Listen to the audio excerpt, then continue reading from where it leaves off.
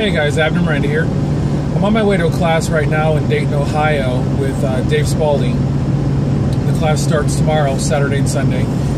And as I'm driving along, it just kind of made me think about a conversation that I just finished having with a friend where we were talking about some of the frustrations that he's feeling, which I found interesting because he was saying similar things that I've been feeling for quite some time about a lot of the inconsistencies in our industry, in the firearms industry.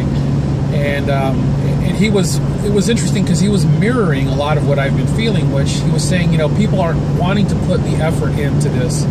They just want to get on the forums and they just want to flap their gums and talk smack, but they don't want to actually get in their vehicle and drive out the training and put in the hard work.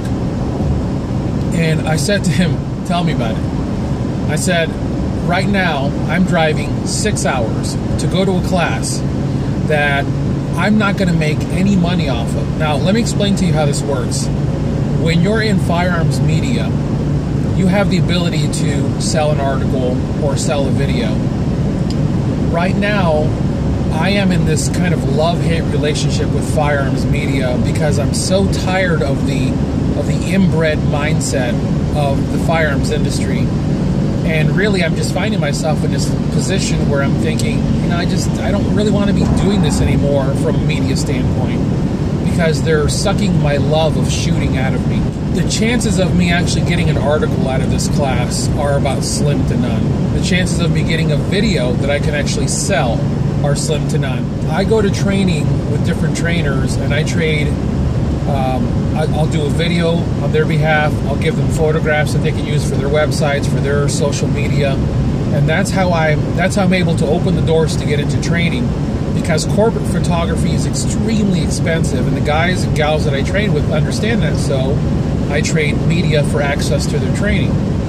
So at least I'm not paying for the class.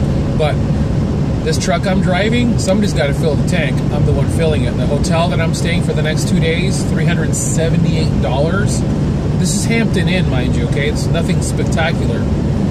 Remember, Dayton, Ohio is not a cheap town to stay in. So we're talking food, hotel, mileage, ammunition. My ammunition comes out of my own pocket, guys. I don't have corporate support. I do a lot of training because I love to train. I love to learn. And the frustrations that I'm feeling in this industry, I know I'm not the only one, because what I'm finding is that people that I'm dealing with on YouTube and on Facebook on a regular basis constantly talk smack, but don't actually want to get in their vehicle and leave early on Friday afternoon to drive 6 hours from home to stay in a hotel to attend a class for 2 days. And at the end of class at 4 o'clock, 5 o'clock Sunday afternoon, I get to drive another 6 hours back home. I do this out of the love of learning because I know that if it comes to it and I've got to draw a gun, I have to be able to completely fall back onto my training and know that my training is going to carry me through that fight. Because remember, you're not going to rise to the occasion, you're simply going to fall back to the level of training. And I'm going to go one step further. You're not going to rise to the occasion. You're going to fall back to the level of training that you've mastered. That's the key. You will fall back to the level of training that you've mastered. Spend less time doing this on social media and spend more time doing this and driving out to classes. The last thought that I'm going to leave you with is this. The other day somebody asked me, hey, have you checked out the new Gen 5 Glock? No, I haven't. Nor do I intend to. I have no intentions of even looking at that gun until it's been out there for at least a year or two. Because it is going to have problems, just like everything else made by man, it is going to have problems. And what you need to understand is manufacturers use us, as the buying public, to beta test their products for them. You may not like that, but guess what, guys? That's fact. That's not to say that something shady is being done. What I'm getting at is this. Manufacturers are incapable of properly testing a product for every single exposure that it's going to get in the real world. Yes, I just used the phrase real world because it really is. That's what we're talking about here. I used to work for Inforce, and one of the things that I once said to one of our head engineers, and my buddy Matt, who still works for Inforce and is probably watching this, would tell you if he were here, is that there's no greater abuse that you can heap on an object than simply carrying it every single day. you know, all those little exposures and bumps and stuff that the light has to get exposed to, that's the greatest amount of testing you can do. But this cannot possibly be replicated in the testing environment of the manufacturer. Sure, they'll abuse test it, they'll drop it, they'll shake it, they'll freeze it, they'll bake it, but what they can't do is they can't simulate 3 actual years of you living with an item.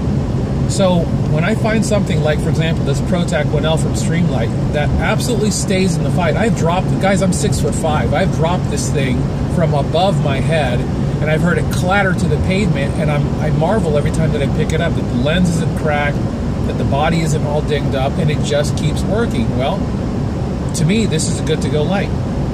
So remember, from the standpoint of when a new product comes out, don't be all fired up to run out and buy it just because the manufacturer is telling you this is the latest and greatest. Give it some time. Give it some time. There's a reason that I'm still shooting a Glock Gen 3. I don't even really care about the Glock Gen 4. A Glock Gen 3.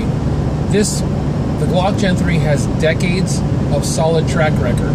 Solid track record that I've had with that weapon as a police officer, so I absolutely know that the Gen 3 generation of Glocks works.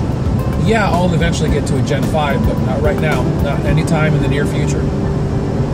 That's what I've got for you guys today. As always, God bless you all. Get those guns out in practice and have a good one.